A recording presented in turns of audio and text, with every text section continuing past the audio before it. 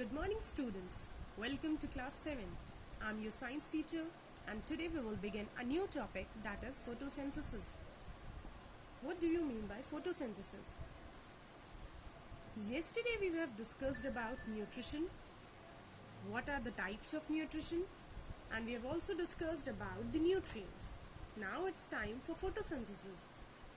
Photosynthesis is a process in which green plants, or you can say autotrophs, prepare their own food with the help of carbon dioxide, CO2, water, H2O, in the presence of chlorophyll and sunlight.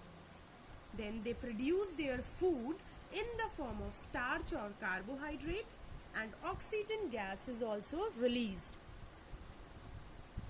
You can see in your book, it is written the word photo means light and the word synthesis means putting together. That means putting together of what? Light here is sunlight, and putting together of all the ingredients which are required for the production of food. And what are those ingredients? They are carbon dioxide, water, chlorophyll and sunlight. When these ingredients are put together, what is formed? The desired product is food along with oxygen gas. Okay, now you tell me one thing. Water we are giving to the plants in the soil. How this water is absorbed by these roots, and this absorbed water reaches to the top part of the plant, that is green leaves, because food is prepared in the leaf part only, green part only. So how this water is transported from the roots to the leaves? They are transported with the help of a tissue, special tissue known as xylem. Xylem is responsible for the transport of water from the roots to the leaves. The xylem helps the plant in taking water, in transporting water from the roots to the plant, to the leaves. Now, water has been accepted. Now it's turn for carbon dioxide. How this carbon dioxide is absorbed by the green plants? This carbon dioxide is absorbed from the atmosphere by minute openings known as stomata. Stomata are minute openings which are present on the below surface of the leaves, green leaves. So they are absorbed from the atmosphere.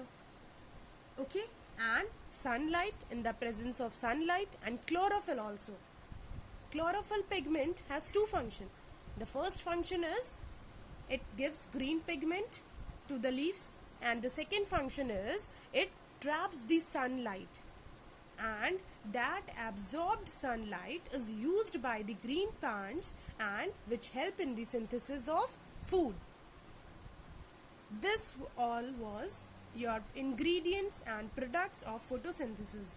Now you can clearly see the equation of photosynthesis. It is written carbon dioxide means CO2 plus water H2O in the presence of light, that is sunlight and chlorophyll, gives starch and oxygen. You have to learn this equation very well.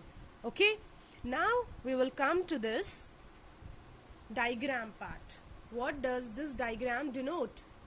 This diagram indicates that carbon dioxide is absorbed by the plants because arrow is shown towards the plant. So carbon dioxide is absorbed, water is also absorbed. Students, you can see we are putting the water in the soil. This water is reaching to the roots and then transported to the leaves part through a special tissue known as xylem.